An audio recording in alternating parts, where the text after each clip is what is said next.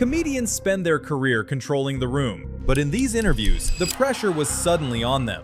What followed were some of the most revealing moments of their careers. David Brent is back. I want to talk about it because this is going to be, I love that character. Oh, thank you very much. You look great, by the way. I look great? Yeah. Is that sarcasm? No, it wasn't. You see, this is the thing with you, it's a talk show. Oh, you look great. Even though, look at me. Of course I don't look great. Look, I'm worse than last time. Last time we talked about getting old and losing my hair and distended testicles.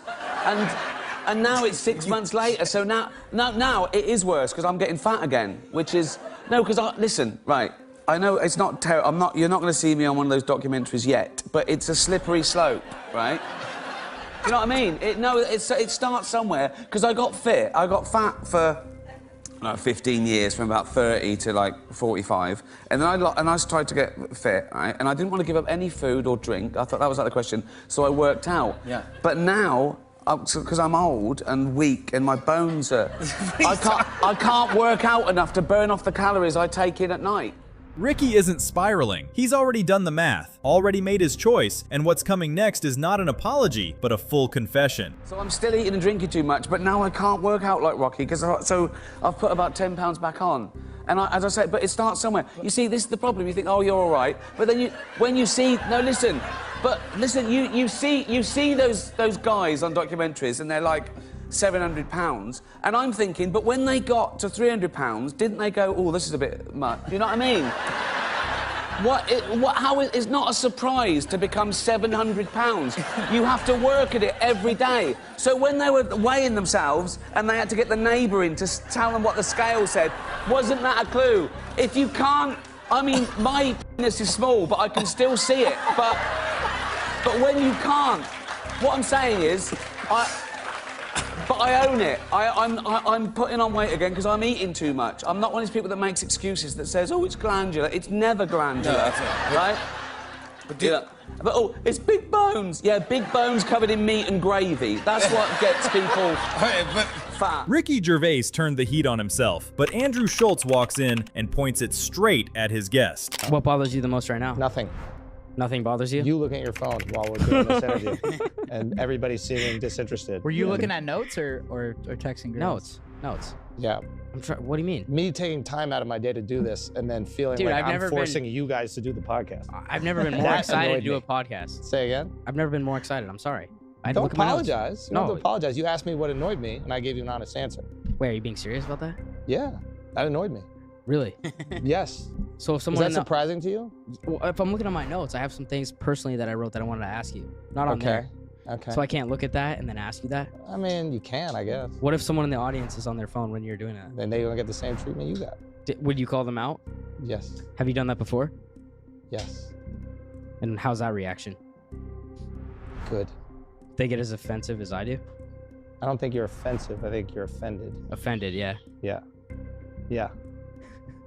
All right, well, my fault. There's no fault. It's fine. You asked me how I felt. I gave you an honest reaction. All right, my bad. Have you met Izzy? No, but Not really, what do you think of his vibe? Bro, he's the best. His vibe's I saw him make a comment at a press conference where he was like, yo, I'm going to do a TikTok dance once I beat you. Yeah. And that really just like made me not a fan anymore. Why? You do TikToks like 3 times? I know. Steiny thinks changing the subject just bought him some breathing room, but Andrew has already spotted the trap Steiny walked himself right into. I know, but I'm not like a day. I'm not a fucking UFC warrior, bro. What is You this? do TikToks with Gabe, bro. Yeah. Why? Are you on TikTok? I'm trying to understand, like, is this your character? Are you like the hater or something? Like, what's... Who am I hating on? I'm just like, I'm trying to understand, like... You're hating on Izzy for doing TikTok dances when you do TikTok dances No, with like, Gabe. I love Justin Poirier. But I'm trying to Can I understand. show Schulz your last TikTok? Yeah. No. Before you delete it? Can you explain what the dynamic is here? Schulz, Like, you ready? guys are like friends with these people. You're the newest, so you could take the shots. Like, I'm trying to understand what it is. Like, you're gonna have to see him. Bro, that's fine. This is Steiny's last TikTok. That's funny. Yeah. He's got a sense of humor. He's a comedian. That's funny. I know, but Show him the rest of the page. But that's like TikTok. But he's making fun of TikToks. Yeah. I mean, Yeah. See, he's got a real comedian here. Yeah. Real comedian, no? Dap up or no? Yeah. We're not there yet? Yeah. No, we're there. Yeah. I like what you're doing. Andrew Schulz came in hot, but Bill Burr sits down for a childhood story and somehow ends up confessing to a crime on live television. How many tickets is that? How many seats? I don't know. I blocked the whole thing out. I'm just like, I have a gig in Boston, in August, and I'm just gonna try to, like, you know, go out there. You know, people are like, you should do something. You should have one of the Red Sox, you know, come out on stage. It's just like, why? Why would I do that? I should just stick to what I'm doing. I'm gonna tell my jokes and hopefully tell your jokes and then hopefully it'll be all right. Will you be like, will everyone you know from back home come to this? There's show? a lot of people coming. There's actually a lot of people from my high school graduating class are coming. Really? Which I'm very excited about. We're all kind of meeting up beforehand because I had a great grade. We had a real cool, like, mellow grade where by, like, the end, like, the jocks were hanging out with the burnouts and the shop people and all of that. The nostalgia feels safe right up until Bill stops protecting everyone else and accidentally starts incriminating himself instead, on camera, with nowhere to walk it back. You keep in touch with your high school friends, huh? I mean, they come out to shows and, like, yeah, run into them. Yeah. Who's the character in the group? Who's the one that you're most interested in seeing what's going on? Oh, I don't know. I mean, it's been so damn long. It's you don't more remember like any you of their think. names? I do, but I'm not gonna, like, because then you're gonna ask me a story and then I'm gonna get them in trouble. Right, yeah. So yeah, you got me all figured out. I am doing a joke, though, you know, about how these kids today with the cameras all over the place. Like back in the day when we were younger and there was no cameras, you drove a car and if it died, you just burned it. You got the insurance money, and the cops would be showing up going, so you're telling me somebody stole a brown 85 Ford Escort? You're telling me that? And we're like, that's what we're telling you. And the guy's like, I don't believe you. It's like, well, we got no video, so that's what happened. You used to do it all the time. Dude, for real? All the time. Just do it all the time. If you think Bill Burr confessing to insurance fraud was intense, wait till you see Russell Brand dismantle an entire media network on live television.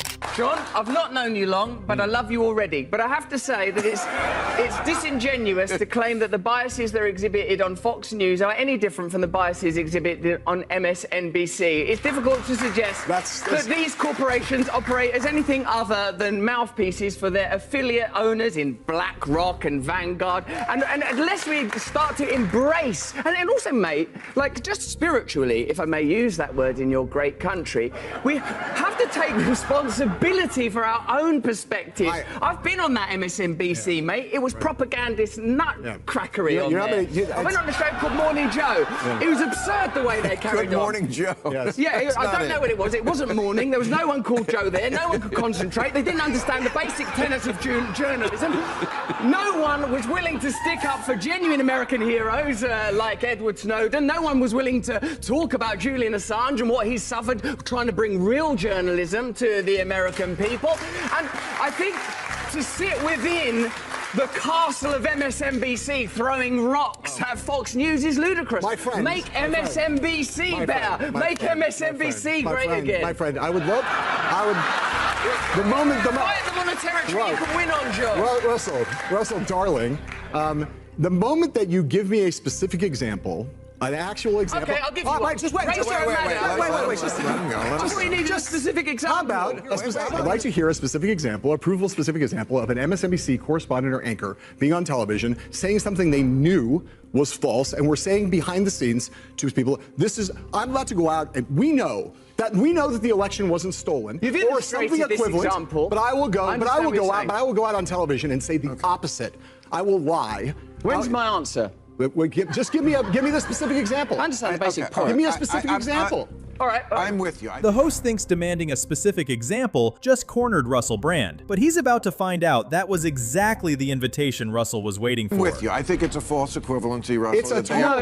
That's your own bias. It's not about bias. It's a false equivalency because you don't actually know anything about any of these organizations you're talking about. Even on MSNBC ones, big deal. My darling, it was more than enough. You can't come up with such a carry. You have a single actual fact. Do you want an example? Yes. The ludicrous, outrageous criticisms of Joe Rogan around ivermectin, deliberately referring to it as a horse medicine when they know it's an effective effective medicine. Yeah, that's not a bad Rachel example. Maddow turning up on the TV saying, if you take this vaccine, you're not going to get it, when it hadn't been clinically trialed for transmission. Non-responsive. You have to listen. Wait. Do you think you can improve America by determinedly and avowedly condemning Fox News without acknowledging that you're participating in the same game? Did you not just listen to Bernie Sanders, someone who plainly, legitimately believes in this country and believes it's possible to change, but is bound by corruption, is bound by the lobbying system? Surely it's clear to you, Bill, as one of the great pundits and experts and comic voices, that systemic change is required. Money has to be taken out of politics. We need new political systems that genuinely represent ordinary Americans so that we can overcome cultural differences. And bickering about which propagandist network is the worst is not going to save a single American life, not improve the life of a single American child, not going to improve America's standing in the world, and the world needs a strong America. I'll tell you that. I'll tell you that. So you have an obligation, a duty, not to condemn these people. Russell Brand dismantled a media empire, but Sam Morril just showed up to a morning show to burn it down. All right, happening tonight, comedian Sam Morril is bringing his Class Act tour to Salt Lake City. He happens to be right here, joining us this morning to talk about the tour and a few other projects he has coming up. We're happy to have you, Sam. It's good to be in Utah. Oh, good. Because we hear that you love morning shows. I do. Yeah. And basketball. My two favorite things. Your two favorite things. All right, we got one going right here. Last time I was here, I hooked up with a mother of 6, and that's the lowest number I could find in Salt Lake. That's not my fault. Yeah, you just got a rim shot out of our audio guy. I got one? Yeah, you got That's one. one. Okay. And we're counting. Yeah. So tell us a little bit. It's called the Class Act Tour. Is that ironic? Yes. No, It's a very low class show. I mean, it's anything topical. I'm excited to talk about, like the P. Diddy stuff. I want to talk about. Oh. You know, the sexual harassment. Because I feel like in rap, it used to be like about who's the toughest, and now it's like in the '90s they're like, I'm gonna kill you, and now they're like, I'll tell people you had sex with me. That's a new way to bring a guy down, you know? Yeah, right. Okay, so we should probably not go too far down that particular topic line right here. So let's talk though about you're gonna do a Netflix special. P. Diddy didn't have sex with me. I want to make that clear. Okay. I don't think we were going to ask. Oh, okay. Just so you know. I'm not gay. But now it's out there. But yeah. just I'm now straight. it's out there. But that's not gay. He probably wanted the power, you know? Is this going to be part of your Netflix special? I'm not on Netflix. Are you just trying this Next out? one's on Amazon. Oh, really? Yeah. The hosts still think they can save this segment, and that belief is exactly what Sam is counting on to take it further. I saw how they treated their workers, and I thought it seemed really good, so I wanted to be a part of it, you know? Uh-huh. No, I'm excited to be on Amazon. It's great. Okay. No, this is kind of your shtick now. You go on morning shows, and you like to ruin the morning show? Yes. Yeah. So I didn't know. I don't know why people. Doing? I don't know why people keep inviting me back. Well, We're you're not banned quite sure in Durham, right? I mean, Durham was pissed. They were really pissed. Yeah. So how many do we have left? We're still on the list. Somewhere in Kentucky. Okay. Yeah. I think that's it. Yeah. Bowling Green. I gotta hit Bowling Green. Well, our producer just gave us a time, 30 seconds. Oh no! No, come on. So, no, seriously, we want to help with your Yeah. shows too. I can finish in 30 seconds. Just ask my all right. girlfriend. Yeah. That only encourages him if you laugh. Okay, don't laugh. Okay. All right, so your shows are sold Wise out. guys. They're sold out. I'm just here to take a victory lap. I'm just here to be like, the shows are sold out. You cannot get tickets because they're sold out. All right, and you will only see him at Wise Guys in Salt Lake City because he's not coming back to our show. What? So, Really? No. That hurt. It hurt. I don't think you're hurt. Yeah. Sam, you can come back. I hope so. Just not on the air. You hope so? Just not on the air. I love coming, so I hope I get to come back. All right, we're going to go to John. Hi, John. All right. I'll save you guys. Sam Morril burns shows down loud, but Jimmy Carr does it quietly and walks out holding the award. Hello, Jimmy. How lovely to see you. Nice to see you. Thank you for coming back on the show. Oh, I love it. It's the Comedy Awards this week over on ITV 1 and 2. Jimmy Carr picked up a Comedy Award for, it was it Best Live Stand-Up Tour, is that right? Yeah, I think so, Well, yeah. congratulations. Well, thanks very much indeed. It was presented to you because they have someone comes up to give the award to people, and it was presented to you by Sean Ryder, ex of the Happy Mondays, is that right? Yeah, Okay. he seemed fine. The host just told a man who fills arenas that his job isn't real work, and Jimmy is about to spend the rest of this interview proving exactly how wrong that is. He seemed fine. He's kind of a hero, actually. I think he's an amazing lyricist, so it's nice to get it from him. So you were we a had fan? a little chat. Yeah, you I'm were a big fan of the Mondays? Yeah. Okay, all right. Great band. I think everyone was a bit upstaged by the fact, I don't know if you saw it, there was a snake on the stage. They came on with a snake and it was about 20 foot long. Well, the odd thing about it was you came out with a snake and it almost immediately fell. TV's funniest bloopers, that's 200 quid in the bank every time they show it. And they'll be showing that until we're dead. Let's face it, that's all they've got. Yeah, pretty much. He would have eaten their winter schedule. That's fair enough. Jimmy Carr proved comedy is real work, but Ricky Gervais just got asked if God exists and treated it like a warm-up. We're here with Ricky Gervais. We were talking about this tweet before about that you liked this tweet that was talking about how you're going to go to hell, that it should get a knighthood. Do you have any interest in a knighthood? Because a lot of British performers end up like getting a knighthood for service to the community or drama or something like that. Was that any interest to you? Well, it doesn't. It's not like it was in the old days. If it meant I could go down the street on a horse with a sword killing people, then yes. But it's nothing. It doesn't. It's nothing now. You can't do badge and stuff like that, and you get like a badge. Give me a big sword and a horse, then I'll take it. You know what I mean? That's the devil waiting for you in hell, by the way. Yeah. Would you want to debate the existence of God? Okay. Yeah. So Ricky Gervais why is there something instead of nothing? Yes. What do you mean out of nothing? What do you? Why is there something instead of why is there nothing? Why does the universe exist at all? Why is there something? But surely the big question is not why, but how.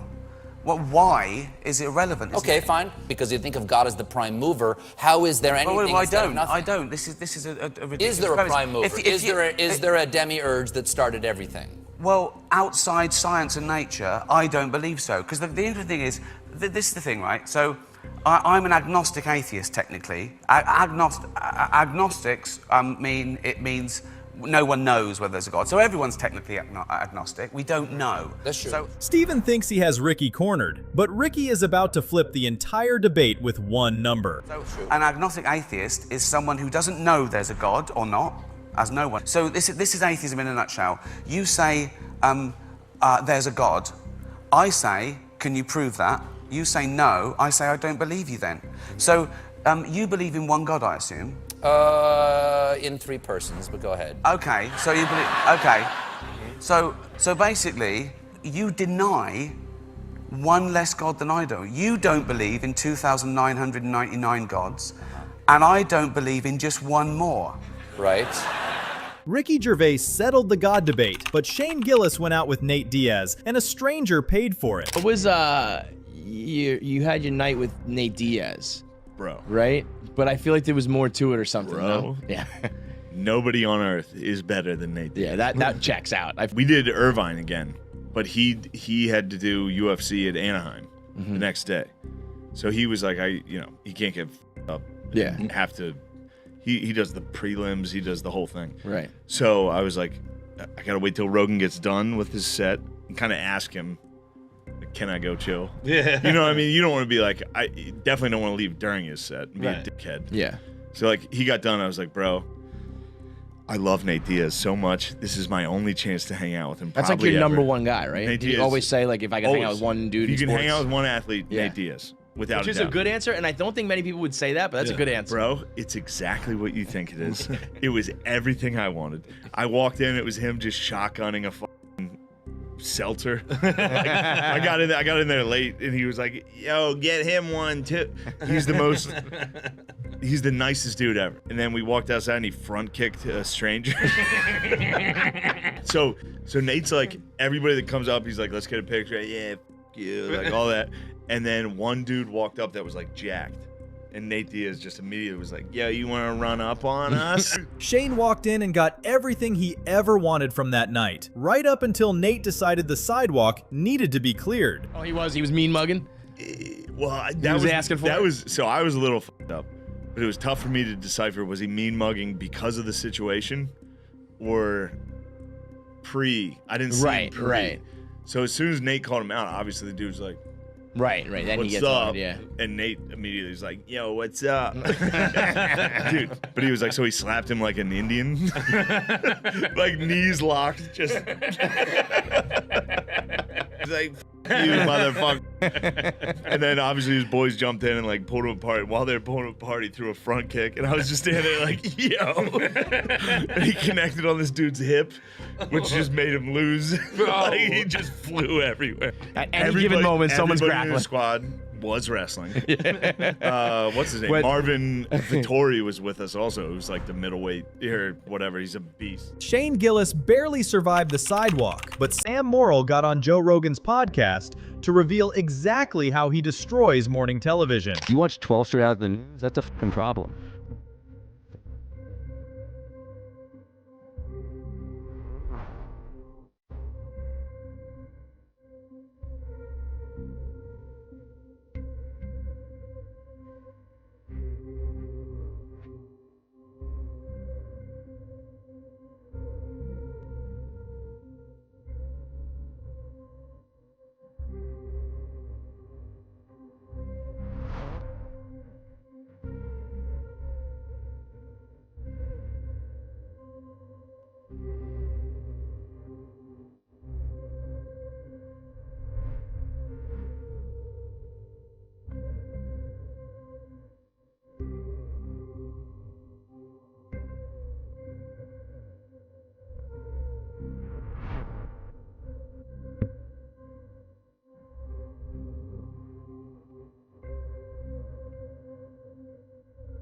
The admission is just the opener. Sam is about to give Joe the full playbook. Edit out whatever.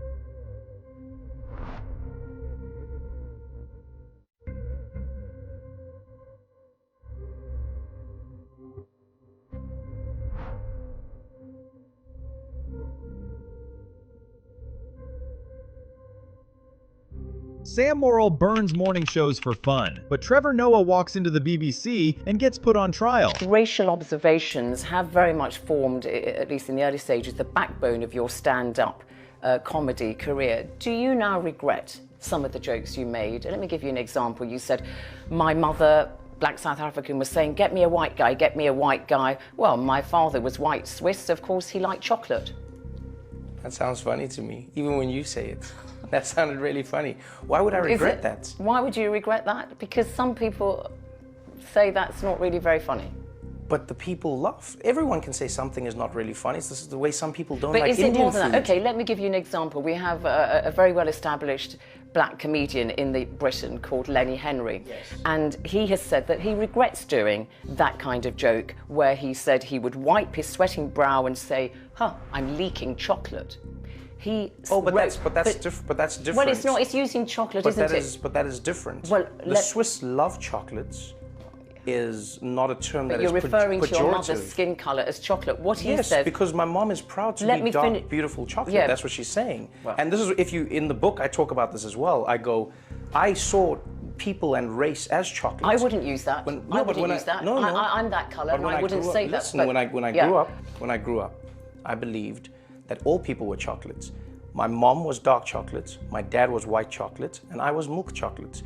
So I see all people... So you see that as funny? The interviewer thinks she just found his angle, but Trevor is about to change the rules of the entire debate. But do you not realise that some people might not like that? And Lenny Henry went on to say that joke about how he was leaking chocolate. He says, I knew there had to be a better way of trying to put the message over, putting your jokes over without having to pick on people because of their colour or because of their race. Yes, but... His view is different from yours. Because he's Lenny Henry and I'm Trevor Noah. Yeah, but he's black. Yes, but he was talking about leaking chocolate, implying that his skin color was not something that belonged to him. That is a different joke. He's that is a just trying different to say idea. that his skin color is chocolate. No. You're splitting hairs here. No, but that is exactly what we should be doing. Because what you're doing is creating... I'm not sure I You're would. creating I'm not racial sure jokes. I would say No, you're creating monoliths. You're creating monoliths of jokes, and that's not fair to do. Every single joke has a context. Every single joke comes from a place. The most important thing with comedy is context. Without context, no conversation is complete. Without context, no communication can truly be appreciated. If you enjoyed this video, click the videos on the screen right now. But also, don't forget to subscribe.